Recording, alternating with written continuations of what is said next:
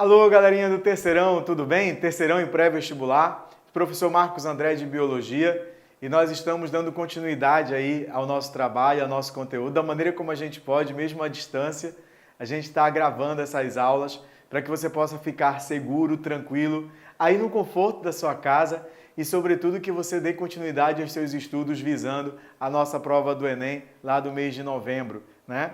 Então a gente precisa aí dar continuidade, trabalhar, continuar trabalhando, mesmo nessa situação. E é claro que a gente vem aí com toda a força, com toda a motivação do mundo para fazer o melhor que a gente pode fazer, inclusive, né, à distância. Então, vamos para cá para a aula de Biologia. Nós vamos falar hoje sobre citologia, mais precisamente sobre fisiologia celular, que é o estudo do citoplasma. Você já viu comigo o estudo da membrana plasmática, a ideia da permeabilidade seletiva, do transporte ativo, do transporte passivo. Tudo isso a gente vai trabalhar trabalhamos ao longo do nosso ano. E hoje nós vamos falar de uma maneira bem específica justamente sobre a fisiologia da célula a nível citoplasmático. Então, nós trouxemos aqui um padrão eucarioto para a gente discutir. Não esqueçam que a célula eucariótica é aquela célula que apresenta a carioteca. A carioteca é a membrana que delimita o material genético, organiza o material genético, proporcionando então a existência de uma organela interessante que seria o núcleo. Isso mesmo, pessoal. O núcleo é uma organela. Então fique atento. Eu até indiquei o núcleo como número 11 e aí nós vamos colocar aqui, ó, o núcleo.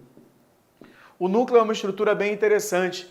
Ele apresenta no seu interior o nucleoplasma, o cariolinfa, e nessa cariolinfa você vai encontrar as moléculas de DNA dispersas, formando o que nós chamamos de cromatina. Cromatina nada mais é do que DNA associado a proteínas histonas. E é também possível de nós encontrarmos no interior do núcleo um aglomerado de RNA, formando o que nós chamamos de nucleolo, aonde basicamente o RNA ribossômico começa a ser formado. Atenção, núcleo é uma estrutura que é associada ao padrão eucarioto. A célula procariótica não vai apresentar o núcleo. Haja vista que ela não tem carioteca e, consequentemente, o material genético dessa célula é disperso pelo citoplasma. Galera, associado ao núcleo, nós vamos encontrar uma rede de túbulos. E essa rede de túbulos achatada e cilíndrico caracteriza o que nós chamamos de retículo endoplasmático. O número 2 é o que nós chamamos de retículo endoplasmático rugoso, ou retículo endoplasmático granuloso. Ele recebe esse nome uma vez que na sua membrana você vai encontrar poros e nesses poros ficam ligados os famosos ribossomos. E a função dessa organela é participar da síntese de proteína. Ou seja, a síntese proteica das células eucarióticas está diretamente associada a duas organelas, aos ribossomos, que podem estar livres do citosol, ou ao retículo endoplasmático rugoso. É claro que aí tem uma particularidade que a gente precisa destacar. O retículo endoplasmático rugoso, sugiro que você anote essa informação, é importante. O retículo endoplasmático rugoso, ele vai produzir proteínas que atuarão no lado externo da célula, ou seja, no meio extracelular, proteínas que serão, então, farão parte da membrana plasmática ou então de enzimas que vão compor os lisossomos. Então, os lisossomos são essas organelas que participam do processo da digestão intracelular, cujas enzimas são sintetizadas no retículo endoplasmático rugoso ou no retículo endoplasmático granuloso. Perceba, síntese de proteína que geralmente vai atuar fora da célula, por isso nós dizemos que ela é destinada ao processo de exportação. O retículo endoplasmático liso, por sua vez, que corresponde a esse número 3, ele é uma rede cilíndrica de túbulos anastomosadas e que tem um papel importantíssimo. Sempre que você fizer referência ao retículo endoplasmático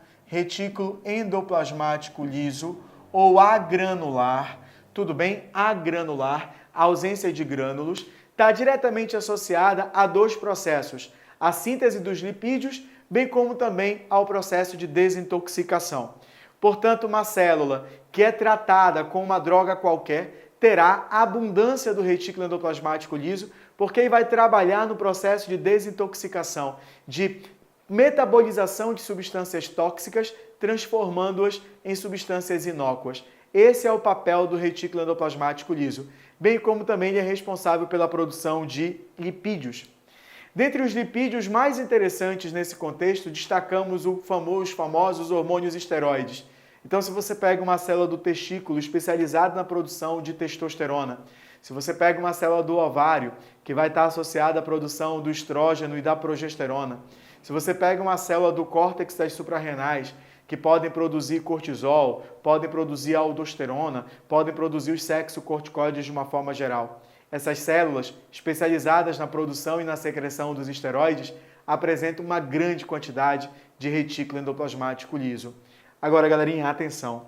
Tudo que o retículo endoplasmático rugoso sintetiza, as proteínas que ele sintetiza e as proteínas que o retículo endoplasmático liso e os lipídios que o retículo endoplasmático liso sintetizam são mobilizados, são transportados para o complexo golgiense. Cuidado com isso. O número 4 corresponde ao nosso complexo golgiense. Galera, o complexo golgiense, ou famoso complexo de Golgi, ele vai ter algumas funções importantíssimas. Quais são as principais funções do complexo de Golgi? 1. Armazena. 2. Modifica. 3. Secreta. Armazena, modifica, secreta. Repita comigo, pessoal. Armazena, modifica, secreta. A principal modificação que o complexo golgiense vai fazer é justamente o que nós chamamos de glicosilação. Ou seja, ele vai adicionar carboidrato. Ele vai adicionar carboidrato ao lipídio produzido no retículo endoplasmático liso e à proteína sintetizada no retículo endoplasmático rugoso. É justamente aí que são formadas as glicoproteínas. Muitas dessas glicoproteínas estão localizadas, por exemplo, na membrana plasmática. Esses glicolipídios estão associados à membrana plasmática, porque muitos carboidratos ficam fora da célula, envolvendo a célula animal, fazendo parte do que nós chamamos de glicocálice, importante para o reconhecimento e adesão. Então, as principais funções do complexo golgiense são armazenamento, modificação e secreção. Secreção. Células especializadas na secreção apresentam abundância de complexo golgiense. Se é uma célula secretora de proteína, além do complexo golgiense, vai ter muito retículo endoplasmático rugoso. Se é uma célula secretora de lipídio, além do complexo de Golgi, muito retículo endoplasmático liso. Então, se eu analiso um ácido pancreático, que é uma célula especializada na produção de enzimas do suco pancreático, apresentará abundância de retículo rugoso e complexo golgiense. Se eu pego uma célula de Leydig, que é aquela célula especializada na produção de hormônio testosterona, nós vamos encontrar uma abundância de retículo endoplasmático liso e uma abundância de complexo golgiense.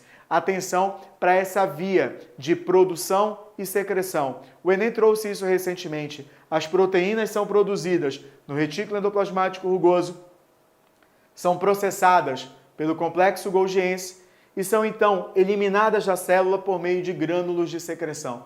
Esse é o caminho, caso você queira acompanhar uma enzima que vai atuar, por exemplo, numa cavidade digestória, é esse o caminho que você vai observar essa enzima, desde a sua produção até a sua eliminação. Galerinha, o complexo de Golgi também vai ser importante para algumas outras funções. Dentre elas, nós vamos destacar a formação do acrossoma. Marcos, o que é mesmo o acrossoma? Se você analisa o espermatozoide, que é o gameta masculino, você vai perceber que na cabeça do espermatozoide existe uma bolsa. E essa bolsa é o que eu acabei de denominar de acrossoma. Qual é o papel do acrossoma? Ele é responsável por armazenar enzimas que serão fundamentais para o processo de fecundação. O espermatozoide precisa ultrapassar a zona pelúcida, por exemplo, que é rica em um carboidrato também formado no complexo golgiense, chamado de ácido hialurônico. E lá no acrossoma nós temos uma enzima chamada hialuronidase. Então ela auxilia a quebra dessa zona, dessa região envoltória ali do ovócito para permitir o processo de fecundação. Então o acrossoma é essa bolsinha da cabeça do espermatozoide, repleto de enzimas derivado do complexo golgiense. Uma outra função do complexo golgiense agora está associada à célula vegetal. A célula vegetal tem a parede celular e o complexo de Golgi é fundamental no processo de divisão celular vegetal. Por quê? Porque ele é responsável pela formação do fragmoplasto, que é uma vesícula cheia de um carboidrato chamado de pectina, que dará origem ao que nós chamamos de lamela média. E a partir da lamela média, nós temos a formação de uma nova parede celular. Então, é correto falar que o complexo de Golgi participa da divisão celular vegetal por meio da formação da lamela média, que vai ser fundamental para a produção de uma nova parede celular. Galerinha, cuidado agora. Complexo golgiense armazena, modifica e secreta. Perfeito. Turma, do complexo golgiense surgirão vesículas que participarão do processo da digestão intracelular. E essa digestão intracelular é feita por uma organela que eu vou identificar com o número 5, que é o famoso lisossomo. Então, os lisossomos são organelas que participam da degradação de substâncias que a célula internaliza. Se a célula, por exemplo, capturar uma partícula sólida, chamamos de fagocitose. Se ela absorver uma substância líquida, pinocitose. É formado, então, uma vesícula chamada de fagossomo e pinossomo, respectivamente. O lisossomo, então, vai se unir a essa vesícula, fazendo o processo de digestão. Cuidado! Quando a tua célula digere algo que ela capturou do ambiente externo, ou por fagocitose ou pinocitose, vamos falar de heterofagia. Por outro lado, se há uma mitocôndria que não está funcionando direitinho, a tua célula pode ir lá e degrada a mitocôndria. Chamamos isso de autofagia. A autofagia é importante para a renovação de estruturas celulares, bem como também para o processo de diferenciação. Exemplo, as hemácias. Os eritroblastos são hemácias jovens, que perderão o seu núcleo para formar a hemácia. E aí, nesse processo, eu tenho justamente o que nós chamamos de autofagia. O núcleo é importante para a remoção, o lisossomo é importante para a remoção desse núcleo e, consequentemente, eu tenho o processo de diferenciação celular. Existe um outro mecanismo também desempenhado pelo lisossomo, que é o que nós chamamos de autólise. Na autólise, é a ruptura da membrana que envolve o lisossomo e as enzimas lisossomais derramam no citoplasma, degradando o citoplasma e provocando a morte da célula. Se esse mecanismo de autólise for geneticamente programado, nós temos um processo também chamado de apoptose. Marcos, eu posso falar então que toda autólise é geneticamente programada? Não. Se você inalar sílica, a sílica pode promover a ruptura da membrana do lisossomo e destruição dos lisossomos. É uma autólise? É. É geneticamente programada? Não. Então não posso falar de apoptose. Aí eu tenho uma doença chamada silicose, que é também classificada como uma doença do tipo lisossomal. Então o papel dos lisossomas é participar do processo da digestão intracelular. Marcos, então posso falar que os lisossomos são numerosos em células fagocíticas? Sim, especialmente aquelas que participam do sistema fagocítico mononuclear, como acontece, por exemplo, com o macrófago, como acontece também com o neutrófilo. São células onde você observará um grande número de lisossomos, porque o papel delas é participar do processo de fagocitose e, consequentemente, degradar alguma partícula estranha ao nosso corpo. Galerinha, uma organela também bem interessante é essa número 6. Essa número 6 é o famoso peroxissomo. Peroxissomo. Os peroxissomos são vesículas originadas do retículo endoplasmático liso, atenção para isso, com enzimas sintetizadas em ribossomos presentes no citoplasma. E o papel do peroxissomo é fazer um processo de oxidação, ele participa da reação de oxidação. E nesse tipo de reação de oxidação, destacaríamos o processo de desintoxicação. Então, a desintoxicação a nível celular pode ser feita tanto pelo retículo endoplasmático liso, como pelos peroxissomos. Galerinha, cuidado! Uma das enzimas mais famosas dos peroxissomos é a catalase. E a catalase é aquela enzima que promove as liberações de bolhas quando você passa água oxigenada. O que a catalase então faz, Marcos? Ela pega a água oxigenada e converte em água e gás oxigênio.